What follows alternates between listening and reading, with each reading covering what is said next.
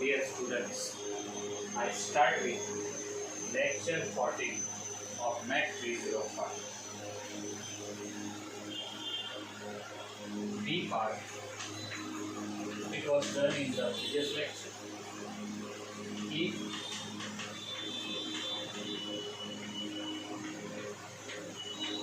A is congruent to B modulo n,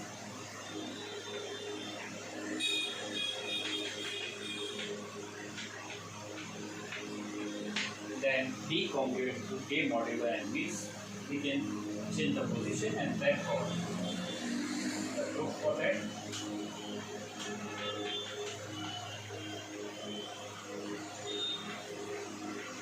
A congruent to B modulo n implies A minus B equal to AN for some integer. Okay. Now we multiply this equation by minus sign, so it is B minus A. And again minus K is some integer. Yes, it is. And therefore,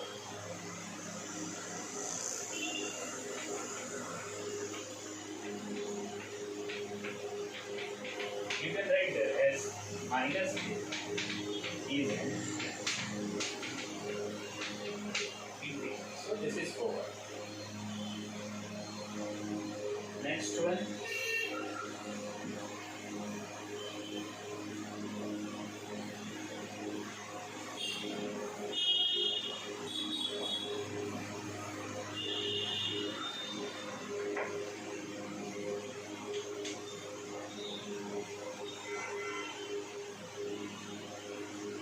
If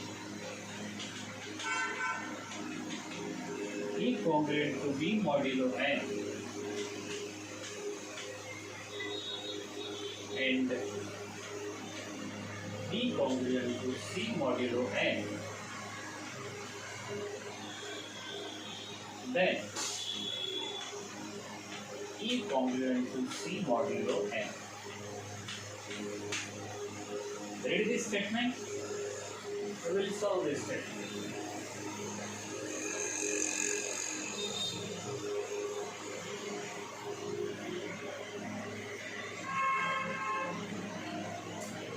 Here,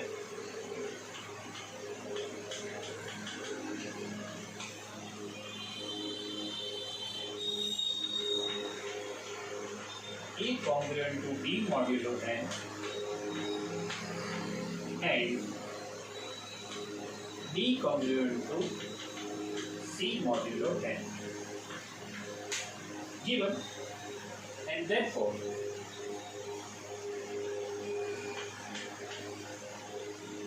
E minus B equal to Hn and B minus C equal to Kn for some integers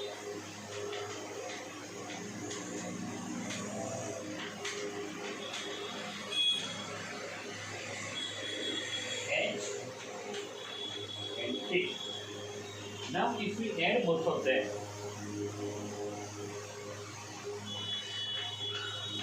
or A minus C, that is A minus B plus B minus C, that is Hn Kn from this. So it is H plus Kn, and therefore A is congruent to C modulo n.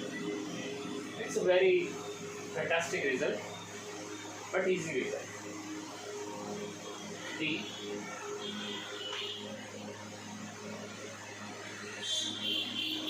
is E congruent to B modulo n and C congruent to D modulo n, then A plus C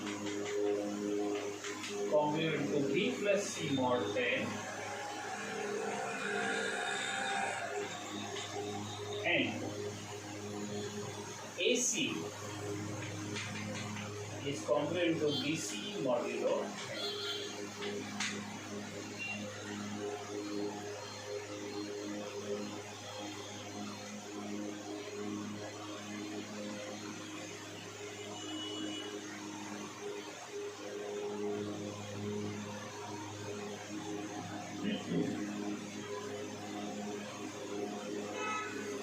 proof.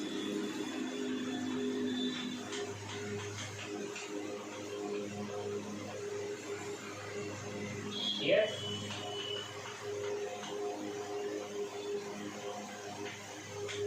A congruent to B modulo N and C congruent to B modulo N. Therefore, A minus B equal to K1N and C minus B equal to K2N for some integers K1 and K2.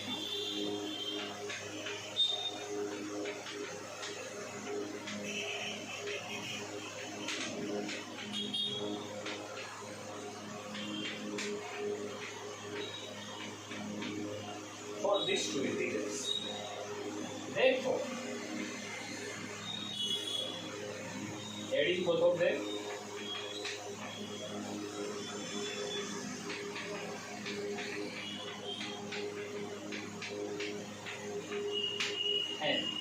and therefore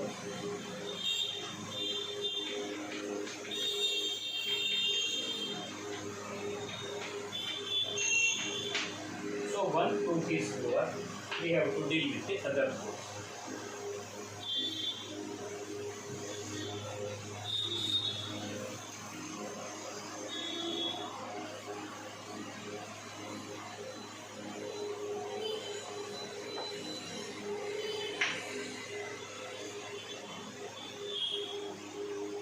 Therefore, AC equal to, can we find value for A, that is B plus K1N, and C is B plus K2N. So I find these values from, I say this as 1 and this as 2. So this is from 1 and this is from 2. It is for your understanding how we did this. And therefore, multiply all of them. BD, K2 and B, K1 and D, K1, K2, and square. Just I simplified. BD, B into K2N, K1 and D, K1, K2 and square. Can I take n common from all these three terms? So this is equal to BD plus n is in common and therefore K2B, K1B plus K1, K2 into n. Now this is integer. As this is integer, therefore AC is congruent to BD modulo n.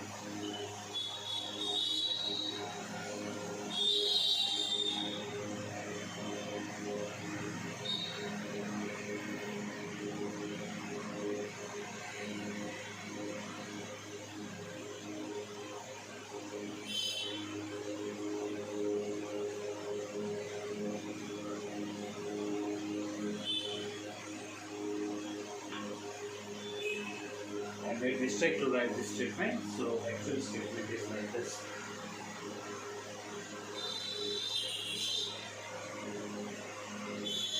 So it's over. Next one.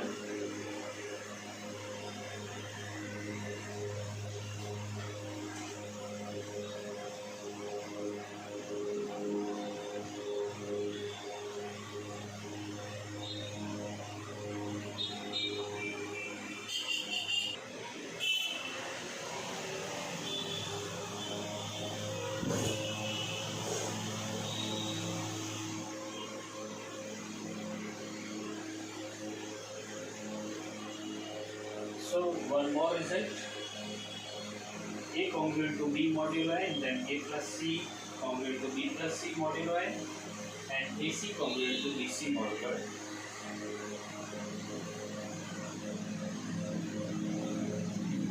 So proof, A congruent to B mod n and C congruent to C mod n.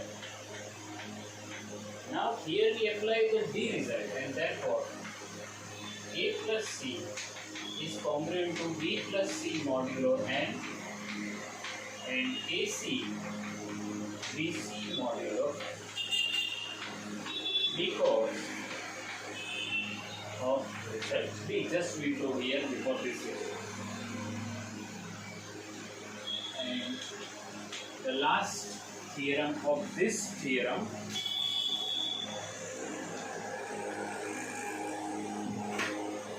last statement of this theorem is if A raised to k B modulo n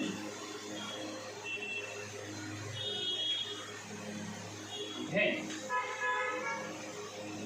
A raised to k congruent to B raised to k mod n for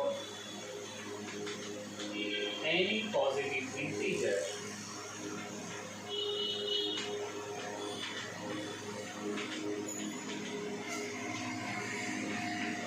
k.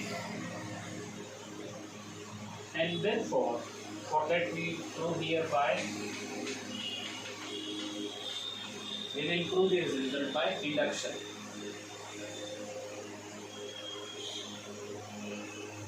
We prove this result by induction principle.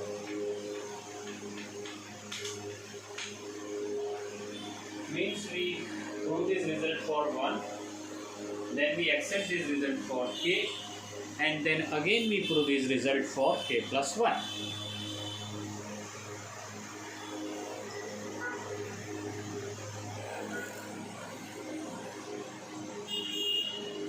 Therefore, for k equal to 1, as this is given to us, A is congruent to B modulo n, this result is given, and as it was given, it is true. Next, we suppose that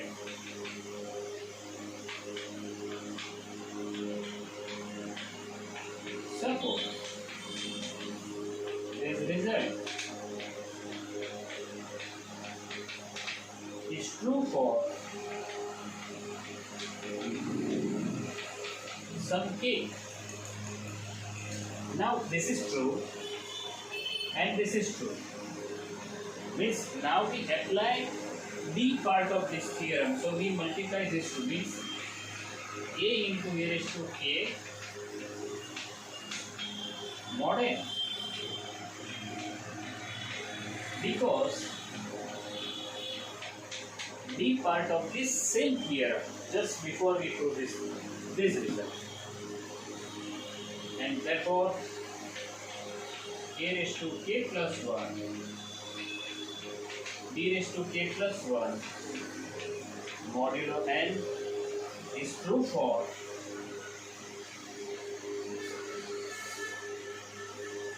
and therefore by induction it is true for 1. We suppose for k, we again prove for k plus 1. Therefore by induction it is true for any positive integer k.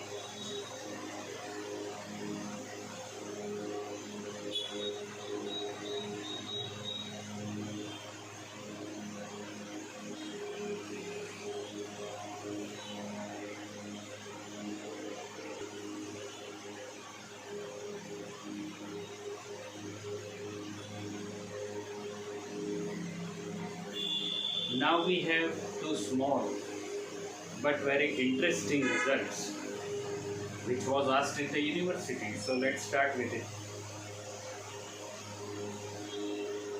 in usual notation.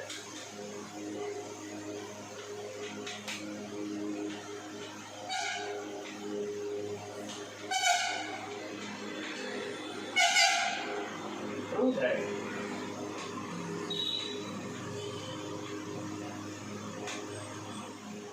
2 raised to 20 congruent to 1 mod 41. As this is the first sum, just think that how to find 2 raised to 20. Think over it. Pause this video for few seconds, few minutes, and think that how. Before going for thinking about answer of this, just say it. Just think it.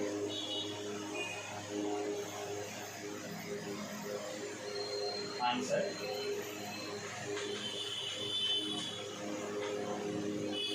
We know that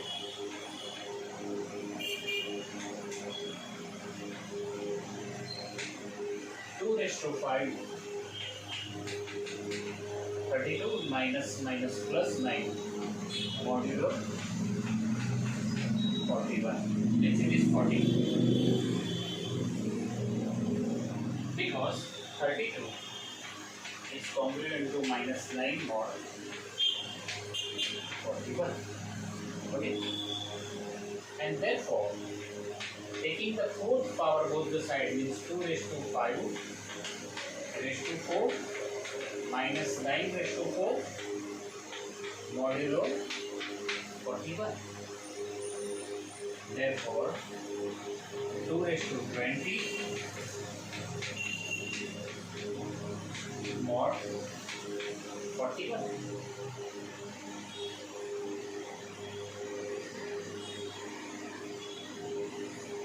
Say this is equation number 1. Now, 81 is congruent to minus 1 mod 42. Therefore, 81 into 81 is congruent to minus 1 square mod 41. And therefore, 81 into 81 is congruent to 1 mod 41. I say this as equation number 2. Now combine 1 and 2 means combine what you say, and therefore 2 raised to 20 mod 41, and therefore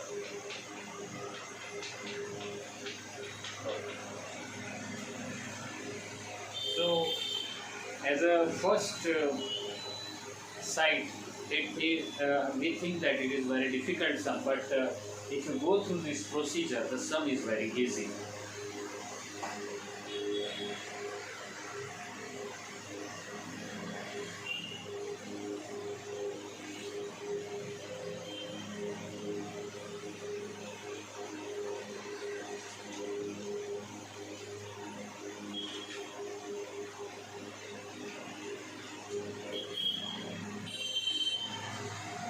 Now here I would like to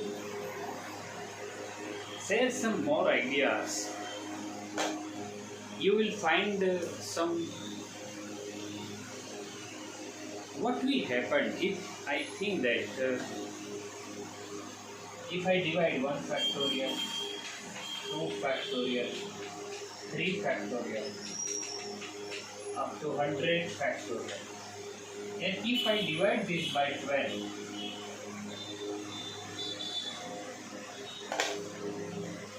very tedious work, you think. I think also it is very tedious work, but the mathematics we learn right now in this number theory will give us very simple answer for this work, because once you 1 factorial, 2 factorial, 3 factorial means if you go through 11, 12, 13 factorials, if we reach up to 20 factorial, it's a very big number.